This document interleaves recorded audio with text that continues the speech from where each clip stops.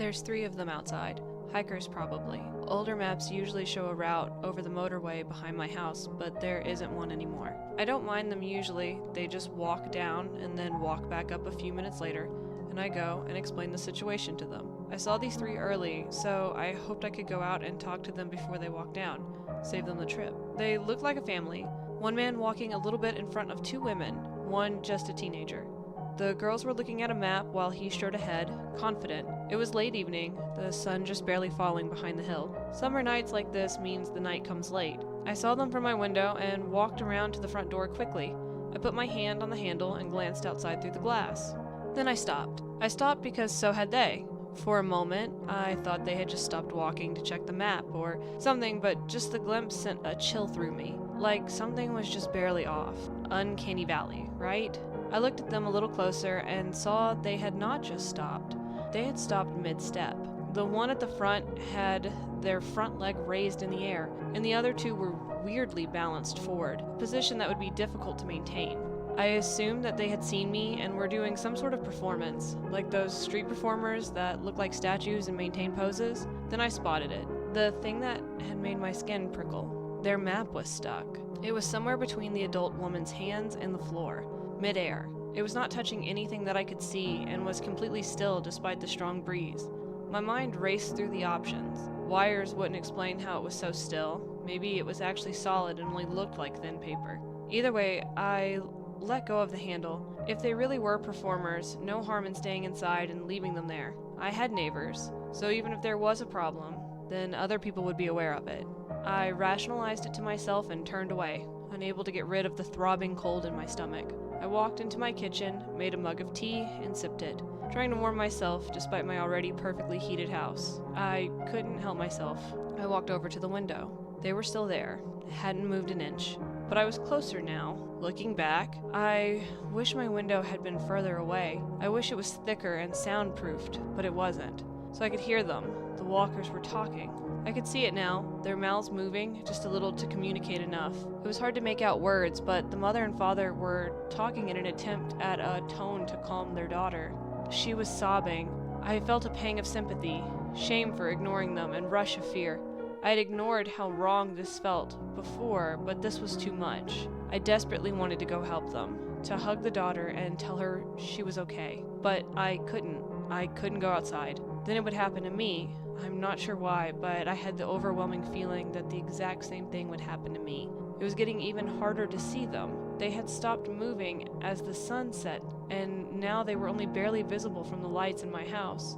I remembered my neighbors and looked down the street. I could see Maureen next door. She was looking out the window like I was. I tried to get her attention, but she was looking at the hikers. I usually avoided calling her. She was nice, but always had some new drama going on. She's just old and bored, so she tends to talk a lot, and we've been vague neighborly friends for a few years. However, I quickly picked up my phone and dialed her number. I saw her turn and walk out of sight before picking up. Hello? Hi, Maureen. It's just me. Patrick. Are you at home right now? Do you see those people outside my house? They've been standing out there for hours. It had only been minutes. An exaggerator as always. Yeah, I see them. Please don't go outside. I wasn't planning to. Bloody travelers would probably beat up an old woman. They're just hikers. No need to be worried. I think they're just... I couldn't think of a good reason why they were acting like that, but wanted to assuage her fears. Well, let's just try and figure out what they're doing, and if they need help. Just don't go outside, okay? I heard you the first time. You don't need to worry about me, Patrick. I'm going to call Albert to see if anyone further down the street saw where they came from. Okay. Thanks, Maureen. Talk to you in a bit. Bye, dear. Click. I looked back out at them. Almost impossible to see now. It was only because I knew they were there that I could even make out their shapes. And I could still hear them. They were louder now. I could make out a couple words, then just one. Over and over and over. Help. I suddenly cursed living alone, wishing I could at least talk to someone. Maybe if there were houses on the other side of the street, I could at least communicate with the person across the street from me, but it was just open fields. I used to like that view. I looked down the street again, and again my spine felt like it was crawling out of my body. Maybe I have some sort of ability to spot things that were out of place in just a glance. But something else was wrong. The lights from the houses were out. The only lights that were on were the 3 closest houses on the right. I looked the other way, and they were all on, all the way down the street. That's how it usually was until much later at night. I looked back and tried to see details in the blackened out houses. Probably a power cut. But why was it just those ones? Weren't we all on the same grid? Then a flash. The furthest house's lights just went out. All of them at the same time. Like a fuse had blown. I frantically reached for the phone and tried to call Maureen again, damning myself for not knowing the numbers of any of the further neighbors. It cut straight to an automated voice. The line was in use.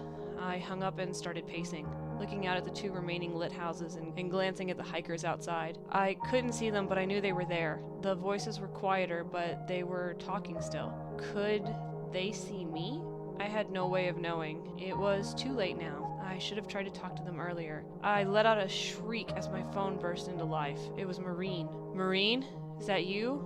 Are you okay? No need to shout. I'm fine. A sigh of relief, cut short as the corner of my vision flashed. The next house had gone dark. It was only Maureen's house lit on the right side. Did you talk to Albert? I tried to keep my voice level. I didn't want to panic her. Maybe it was a power cut. He picked up, but then he started talking nonsense. He said his arthritis was acting up worse than usual. He couldn't move, something about a power cut. He wanted me to call an ambulance, but you know how Albert is. Hypochondriac. I think we should go check on him and... Her lights went out. Maureen? Maureen! Are you still there? I could hear her breathing. Patrick, something's wrong. I can't turn around. It's okay, Maureen. Just a power cut. You're just scared. There's something scratching. What? My voice sounded like a child who just heard the monster under their bed talk. On the door. That's just your cat. The door is Then she screamed. I pulled the receiver away from my ear as the loud, piercing shriek filled the air. I could hear it from the phone and from the house directly. Maureen? I sounded distant from myself. Click. I'm not sure if I hung up or she did. I looked out my window, trying to see the hikers. They were quiet now. They probably heard it too. I felt like I was in a daze. I stumbled over to my sofa and sat stiffly. My laptop was open next to me, half-finished work on the glowing screen. I deleted it and started typing. I'm not sure why. No one saw this coming. Maybe I could warn someone. I typed frantically, fingers moving faster than in all the work I'd ever done. Then a flash, and my lights went out. The only light was the glow of the screen. My fingers could still move, but I couldn't stand up. I could talk. I know because I screamed. I dare not make any sound now. My laptop is still plugged in and getting power. This isn't a power cut. I haven't heard the hikers since the scream. I hope they're okay. The only thing I can hear is the clicking of the keys and the scratching at my